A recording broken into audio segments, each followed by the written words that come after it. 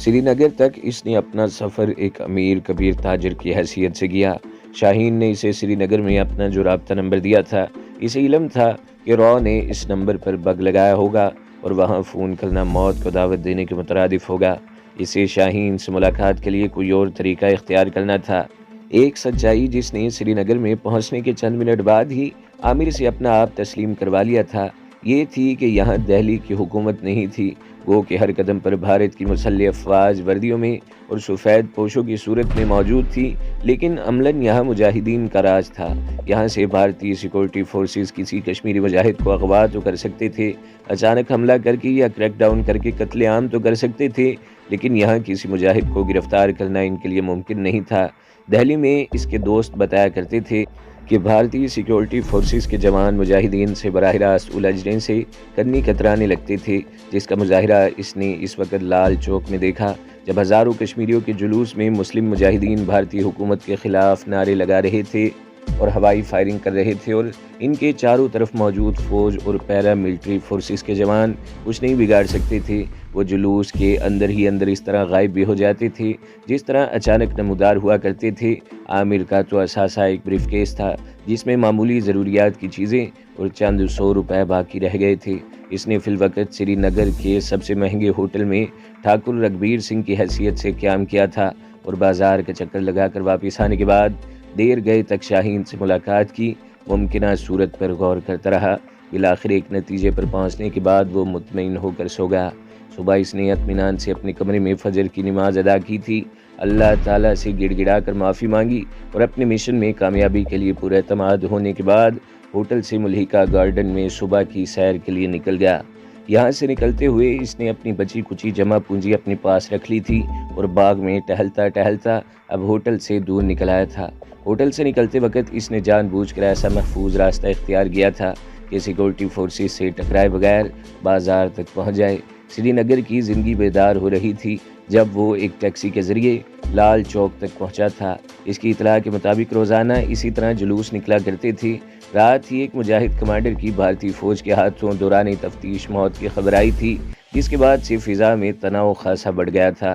جب لوگ یہاں شہید کمانڈر کا جنازہ لے کر پہنچتے اور اس میں یقیناً مجاہدین بھی آ جاتے، جلوس میں اچانک کسی مجاہد سے ٹکرانے اور اس کے ذریعے کمانڈر شاہین تک پہنچنے کا اس نے فیصلہ کر لیا تھا۔ جیسے جیسے زندگی بیدار ہو رہی تھی، لوگ مختلف کارنرز میں جمع ہو کر اس اندوہناک خبر پر تبصرہ کرنے اور غم و غصے کا شکار دکھائی دے رہے تھے۔ عامر نے جیسے ہی ایک حمام کھلتے دیکھا، وہ نائی کی دکان میں جا گھسا اور چند منٹ بعد باہر نکلا تو اس کے سر کے بال آدھے ہو چکے تھے، جبکہ داڑھی مونچھیں صاف تھی۔ دیکھتے ہی دیکھتے وہاں لوگوں کا زدہام لگ گیا۔ اچانک ہی ایک طرف سے درجنوں لڑکیاں جلوس کی صورت میں نمودار ہوئیں جن کا تعلق دختران ملت سے تھا۔ انہوں نے بھارتی حکومت کا سیاپا شروع کر دیا۔ اس کے ساتھ ہی کونے خدروں سے حشرات الارض کی طرح کشمیری بچے بوڑھے جوان جلوس کی شکل جمع ہونے لگے۔ اس میں 3 کلاشن کوف بردار مجاہد بھی تھے جنہیں ان لوگوں نے اپنے گھیرے میں لیا ہوا تھا۔ بجلی کے کوندے کی طرح ایک خیال عامر کے ذہن پر لبکا اور دوسرے لمحے وہ جلوس کے اندر ہی اندر راستہ بناتا ان مجاہدین تک پہنچنے کی کوشش کرنے لگا، جن میں سے ایک کو کسی نوجوان نے اپنے کاندھے پر بٹھا لیا تھا۔ تینوں مجاہد نقاب پوش تھے۔ اپنے زور بازو پر نعرہ لگاتا وہ کسی نہ کسی طرح ایک مجاہد تک پہنچنے میں کامیاب ہو گیا، اور دوسرے لمحے اس نے مجاہد کو اپنے کاندھے پر سوار کر لیا، جس نے عامر کے کاندھے پر سوار ہوتے ہی اپنی گن سے ہوا میں گولیاں چلانی شروع کر دی تھی۔ اچانک ہی وہاں فوج کے 3-4 ٹرک نمودار ہوئے جن سے نکلنے والے فوجیوں اور BSF کے جوانوں نے جلوس کے شرکاء پر اپنی بندوقوں کے بٹوں سے حملہ کر دیا۔ اس کے ساتھ ہی جلوس کے چاروں طرف موجود CRPF کے سینکڑوں سپاہی لاٹھیاں لے کر جلوس پر پل پڑے۔ عامر نے مجاہد کو کاندھوں پر اٹھاتے ہوئے ایک محفوظ راستے کی طرف دوڑ لگا دی۔ اپنے مضبوط اور کثرتی بدن پر مجاہد کو اٹھائے وہ یوں بھاگ رہا تھا جیسے کوئی گھوڑا اپنے سوار کو اٹھائے بھاگ رہا ہو۔ اس کے کاندھے پر سوار مجاہد نے زبردستی اسے روکا اور نیچے اتر کر اس کا شکریہ ادا کرنے لگا، جس کے ساتھ ہی اس نے ایک محفوظ اور پہلے سے طے شدہ راستے کی طرف بھاگنا شروع کر دیا۔ عامر اس کے تعاقب میں بھاگا، وہ مجاہد کا مسلسل تعاقب کر رہا تھا۔ اچانک ہی ایک گلی کے کونے کا دروازہ کھلا اور وہ مجاہد اس میں داخل ہو گیا۔ ایک لمحے کی غفلت کے بغیر عامر اس کے پیچھے پہنچ چکا تھا۔ اس نے بھی مجاہد کی تقلید کی اور جیسے ہی کمرے میں داخل ہوا باہر کا دروازہ بند ہو گیا۔ کمرہ بظاہر خالی دکھائی دے رہا تھا، اچانک ہی جیسے زمین پھٹی اور اسے اپنی طرف 3 بندوقوں کی نالیاں تنی ہوئی دکھائی دی۔ الحمدللہ اس کے منہ سے نکلا اور اس نے ہاتھ اٹھا دیے۔ عامر کو اس بات کا علم نہ ہو سکا کہ جب سے اس نے مجاہد کو کاندھوں پر سوار کیا تھا، اس کی نگرانی مجاہدین خود کر رہے تھے اور وہاں سے یہاں تک وہ بدستور انہی نظروں کی گرفت میں رہا تھا۔ جیسے ہی وہ اندر داخل ہوا، اسے اجنبی جان کر دھر لیا گیا۔ کون ہو تم؟ اچانک ہی ان میں سے ایک نے سنبھل کر سختی سے دریافت کیا۔ میں آپ کے لیے اجنبی ہوں، دہلی سے بڑی مشکل سے جان بچا کر آ رہا ہوں۔ آپ مجھے حراست میں رکھ سکتے ہیں۔ میری صرف ایک درخواست ہے کہ کسی طرح میری اطلاع کمانڈر شاہین تک پہنچا دی جائے۔ اس نے اطمینان سے جواب دیا۔ کیا نام ہے تمہارا؟ اگلا سوال ہوا۔ میرا نام خالد ہے، یہی نام مجھے کمانڈر شاہین نے دیا تھا۔ میں آپ سے یہ بھی درخواست کر دوں کہ زیادہ دیر نہ کیجیے، اس طرح نقصان کا اندیشہ ہے۔ اس سے پہلے ایک درخواست یہ ہے کہ میرے نام سے آگاہی کے بعد ان سے پہلی بات یہی کہی جائے کہ جو فون نمبر مجھے دیا تھا اس کا سلسلہ فوراً منقطع کر دیجیے، کیونکہ وہ را کے علم میں آ چکا ہے۔ اس نے دوسرے سوال کا جواب ذرا طویل دیا تھا۔ مجاہدین شاید کسی الجھن کا شکار دکھائی دے رہے تھے اور عامر کو ایک لمحے کا احساس تھا۔ برائے مہربانی زیادہ مت سوچیے، میں آپ کے قبضے میں ہوں۔ آپ جہاں چاہیں مجھے محفوظ مقام پر تب تک قید رکھ سکتے ہیں، لیکن جتنی دیر ہوگی اتنا ہی زیادہ نقصان ہوگا۔ اس نے مجاہدین کو متذبذب دیکھ کر کہا، لیکن تم کمانڈر شاہین کو کیسے جانتے ہو اور یہ ان سے ملنے کا کون سا طریقہ ہے؟ ان کے ایک ساتھی نے سوال کیا۔ میں آپ کے سوال کے پہلے حصے کا جواب کمانڈر شاہین کی موجودگی کے علاوہ نہیں دے سکتا۔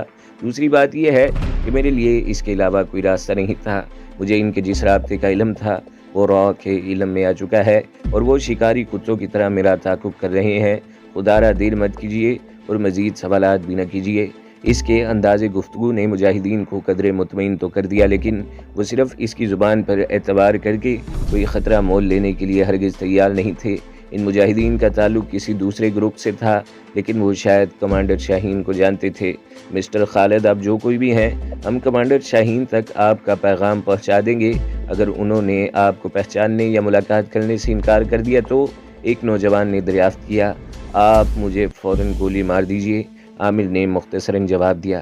ٹھیک ہے، فی الوقت ہم اپنے اصولوں کے ہاتھوں مجبور ہیں۔ آپ کو آنکھوں پر پٹی باندھ کر یہاں سے کہیں اور لے جانا ہوگا۔ ان میں سے ایک نے، جو شاید اس گروپ کا لیڈر تھا، فیصلہ کن لہجے میں کہا۔ میں حاضر ہوں، عامر نے جواب دیا۔ تھوڑی دیر بعد وہ عامر کی آنکھوں پر پٹی باندھنے کے بعد اسے ہاتھ پکڑ کر شاید باہر لے آئے تھے، جس کے بعد انہوں نے چلنا شروع کر دیا تھا اور 6-7 منٹ مسلسل چلتے رہے۔ عامر ان کے ساتھ ساتھ گھسٹ رہا تھا۔ ایک جگہ رک کر انہوں نے عامر کو سہارا دے کر شاید کسی جیپ یا کار میں سوار کروا دیا اور گاڑی چل پڑی۔ قریباً آدھے گھنٹے کے مزید سفر کے بعد گاڑی رک گئی اور وہ عامر کو دوبارہ پیدل چلاتے گئے۔ اس مرتبہ چڑھائی کا سفر تھا۔ عامر نے بہت عرصے بعد پہاڑ کا سفر کیا۔ قریباً 10 منٹ مزید چلنے کے بعد اسے خاصی تھکاوٹ محسوس ہونے لگی تھی، جس کا ذکر بالآخر اس نے اپنے ہمراہیوں سے کر ہی دیا۔ برادر عزیز، ہمیں بہت افسوس ہے، ہماری معذرت قبول کیجیے۔ آپ تھوڑی دیر یہاں بیٹھ کر سستا لیں، لیکن ہم ابھی آنکھوں سے پٹی نہیں کھولیں گے۔ یہ کہتے ہوئے ایک مجاہد نے اسے ہاتھ پکڑ کر ایک جگہ بٹھا دیا۔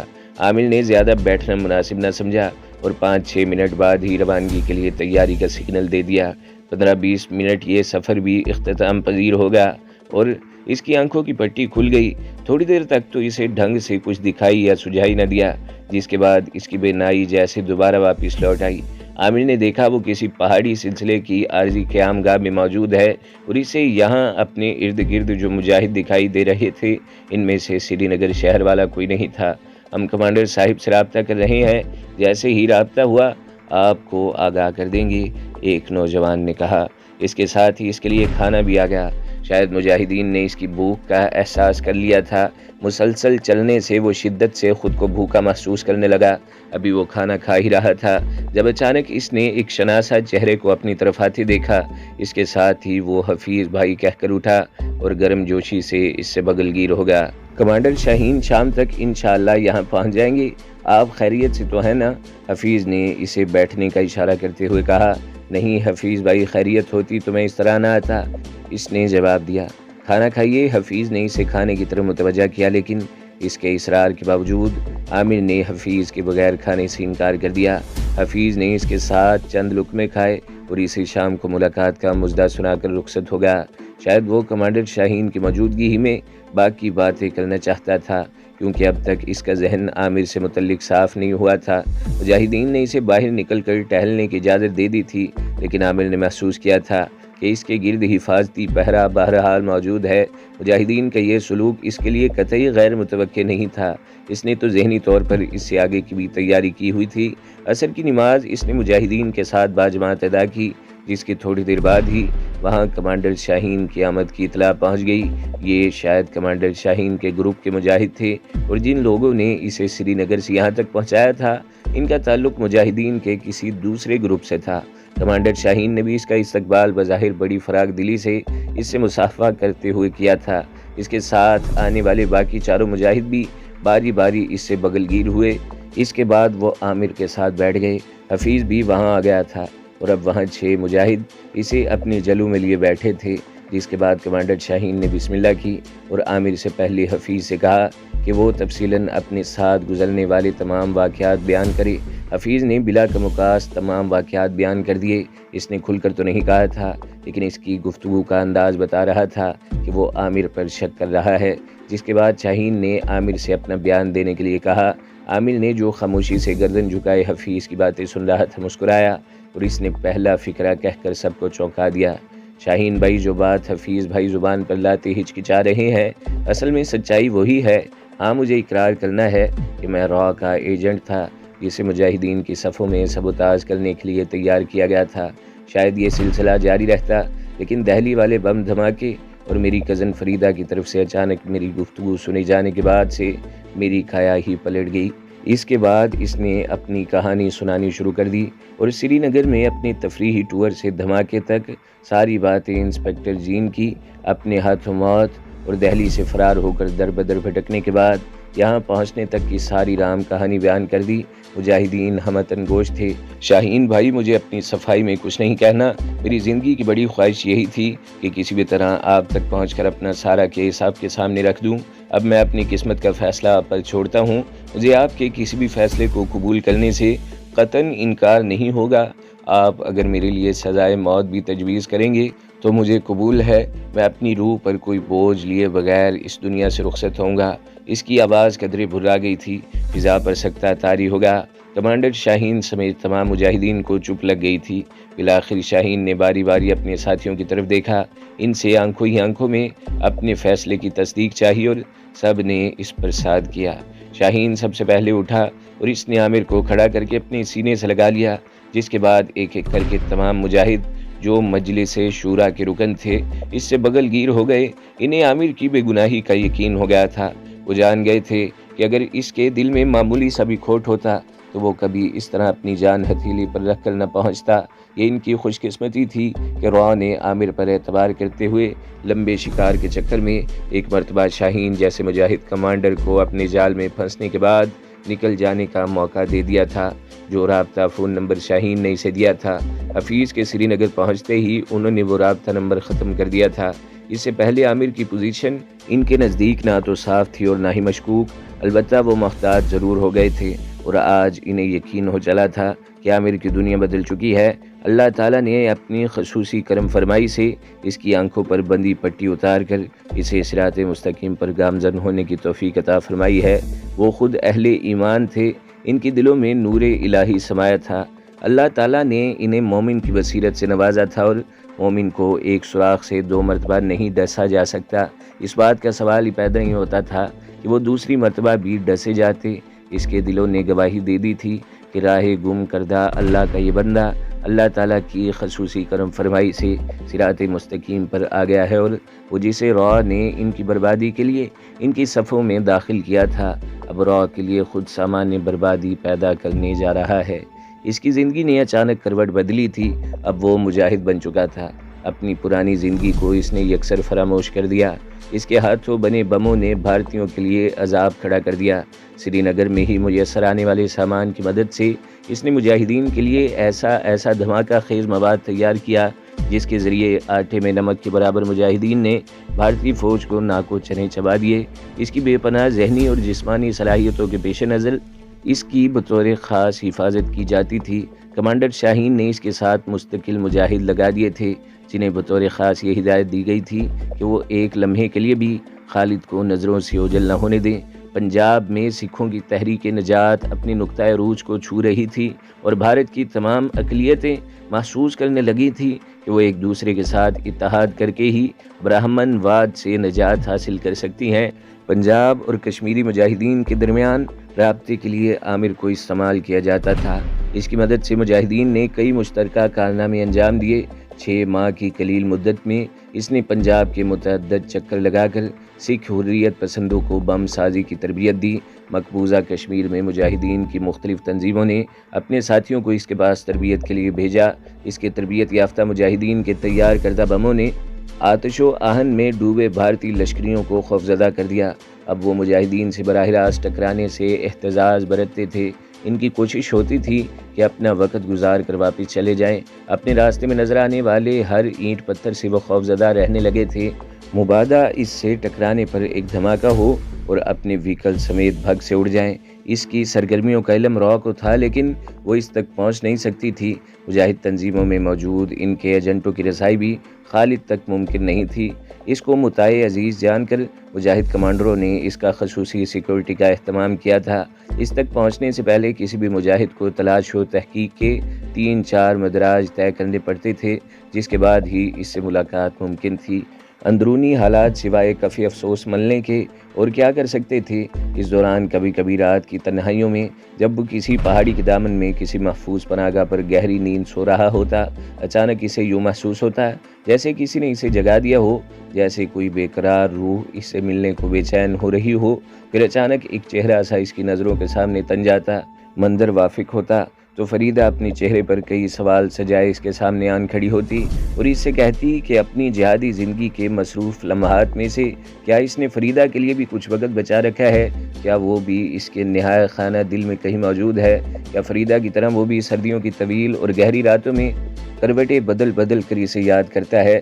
تب وہ گھنٹوں فریدہ سے تصور میں باتیں کرتا رہتا، اسے بتاتا کہ کس طرح فریدہ نے اس کی زندگی کی کایا پلٹ کر رکھ دی ہے۔ وہ فریدہ سے کہتا کہ اسلام آباد کی نشائے ثانیہ کی جس تحریک کا آغاز افغانستان میں ہوا تھا، جس نے دنیا کی سپر پاور کو گھٹنے ٹیکنے پر مجبور کر دیا تھا، اس کا تسلسل یہاں مقبوضہ کشمیر میں جاری ہے، اور وہ دن جلد آئے گا جب مجاہدین کی قربانیاں رنگ لائیں گی، جب فریدہ اور آصفہ جیسی لاکھوں مسلمان لڑکیوں کی آہزاریاں اور شب بیداریاں اللہ کے ہاں مستجاب ہوں گی، اور تب وہ اس سے ملنے آئے گا، ایک فاتح کی طرح، ایک ایسے انسان کی طرح جس کے پاس شرمندگی نہیں ہوگی، جو فریدہ کی نظروں سے نظریں ملا کر بات کر سکے گا، اسے بتا سکے گا کہ اس نے اپنا وعدہ نبھایا ہے، اور اگر ایسا ممکن نہ ہوا، اس راہ شہادت پر کسی بھی لمحے اس کی قبولیت ہو گئی، تو وہ اپنے اللہ کے حضور سرخرو ہو کر کہہ سکے گا کہ اس نے اپنے خون سے اپنے دامن پر لگے غداری اور بدنامی کے سارے دھبے صاف کر دیے ہیں۔ وہ خود ہی تصور میں فریدہ سے متعدد مرتبہ کہہ چکا تھا کہ وہ اس کی یاد میں کبھی نہ روئے، کبھی آنسو نہ بہائے، اپنی تمام توانائیاں مجاہدین کی تیاری کے لیے وقف کر دے۔ آج اس تباہ حال بے بس اور بے کس انسانوں کے ریوڑ کو، جو خود کو مسلمان کہلاتا ہے، مجاہدین کی ضرورت تھی۔ اس قوم کو عالم بے عمل نہیں، عامل چاہیے تھا، ایسے عامل جو وہی کہیں، جن پر عمل کر کے دکھائیں۔ حیرت کی بات تھی، کروڑوں کی تعداد میں موجود ان نام نہاد مسلمانوں کو دشمن نے نامرد بنا کر رکھ دیا تھا۔ ان کی زندگیاں مصلحتوں کی بھینٹ چڑھ گئی تھیں، اپنے اپنے مفادات کے چکر میں پھنس کر وہ اپنی ذات تک مجبور ہو کر رہ گئے تھے، کولو کے اس بیل کی طرح جو ساری زندگی ایک ہی مرکز کے گرد گھومتا رہتا ہے۔ اس نے کئی مرتبہ جاگتے میں بھارت کی قلم میں ایک مسلم انڈیا کا خواب دیکھا تھا۔ اس کا دل گواہی دے رہا تھا کہ مسلم انڈیا کے اس خواب کو حقیقت میں بدلنے کا آغاز مقبوضہ کشمیر سے ہو چکا ہے، اور اگر آج بھارت کا مسلمان کشمیری مجاہد کے ساتھ اپنی مصلحتوں کو بالائے طاق رکھ کر کھڑا ہو جائے تو کچھ عجب نہیں کہ رحمت الہی جوش میں آئے اور بھارت کے 22 کروڑ مسلمانوں کے گلے سے غلامی کا طوق اتر جائے۔ تو دوستو، اگلی قسط سننے کے لیے ہمارے چینل کو ضرور سبسکرائب کریں، ویڈیو کو لائک کریں اور بیل کے آئیکن پر بھی کلک کر دیں تاکہ ہر جو آنے والی ویڈیوز ہیں وہ آپ کو سب سے پہلے ملتی رہیں۔